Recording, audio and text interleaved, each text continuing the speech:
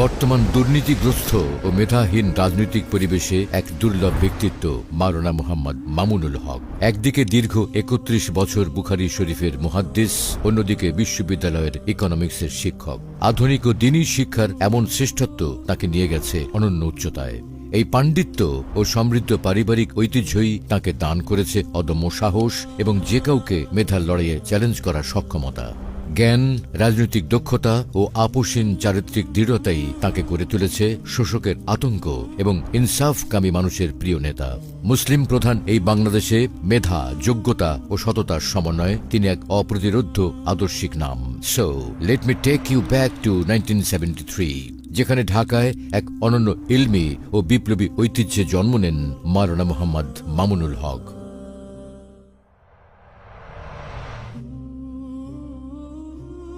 জন্ম ও বেড়ে ওঠা এমন এক পরিবারে জ্ঞান ও যোগ্যতা সেখানে বংশগত ঐতিহ্য। পিতা শাইখুল হাদিস আল্লামা আজিজুল হক রহমতুল্লাহি আলাইহি ছিলেন বিশ্ববরেণ্য মুহাদ্দিস, বুখারী শরীফের প্রথম বাংলা অনুবাদক এবং ঢাকা বিশ্ববিদ্যালয়ের ভিজিটিং প্রফেসর। পারিবারিক ঐতিহ্যের ধারাবাহিকতা রক্ষা করে মাত্র ১২ বছর বয়সে পবিত্র কোরআনের হিফজ সম্পন্ন করেন। এরপর ৭ মসজিদ সংলগ্ন জামিয়া রহমানিয়া থেকে বেফাক বোর্ডের অধীনে সারা বাংলাদেশে উচ্চ মাধ্যমিকে প্রথম, স্নাতকে তৃতীয় এবং ১৯৯৬ সালে দাওরায়ে হাদিসে সম্মিলিত মেধা তালিকায় প্রথম স্থান অধিকার করেন। তার শিক্ষার যাত্রা শুধু মাদ্রাসাতেই থেমে থাকেননি। মাদ্রাসার শিক্ষার পাশাপাশি প্রাইভেট ইউনিভার্সিটি থেকেও অর্থনীতিতে অনার্স ও মাস্টার্স সম্পন্ন করেন। আন্তর্জাতিক উচ্চ শিক্ষায় প্রায়োগিক আধুনিক অর্থনীতির পাঠ গ্রহণ করেছেন বিশ্ববিখ্যাত অর্থনীতিবিদ মুফতি তাকি উসমানীর কাছ থেকে।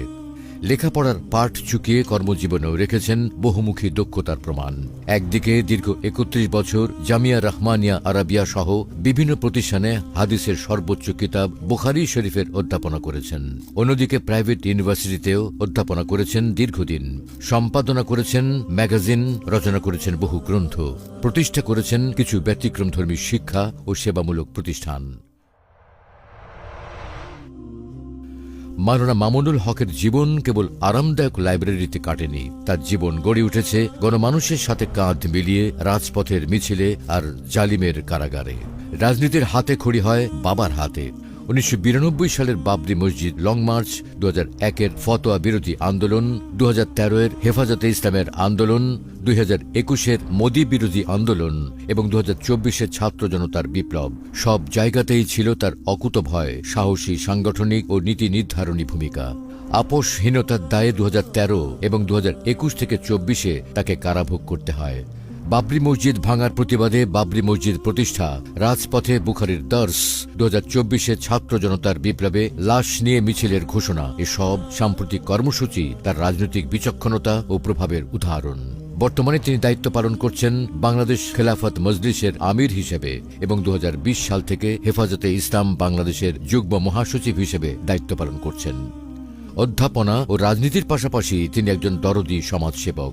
রোহিঙ্গা সংকট থেকে শুরু করে ভয়াবহ বন্যায় আর্তমানবতার সেবায় তিনি সবসময় অগ্রণী। শাপলা স্মৃতি সংসদ প্রতিষ্ঠার মাধ্যমে শহীদ পরিবারগুলোর পাশে দাঁড়িয়েছেন দায়িত্বশীল অভিভাবকের মতো।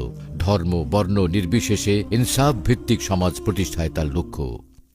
মোহাম্মদপুরের মাটি ও মানুষের সাথে বেড়ে ওঠা আধিপত্যবাদ বিরোধী সুযোগ্য ও আপোষহীন এই নেতা জাতীয় সংসদ নির্বাচনে প্রতিদ্বন্দ্বিতা করছেন ঢাকা ১৩ আসন থেকে।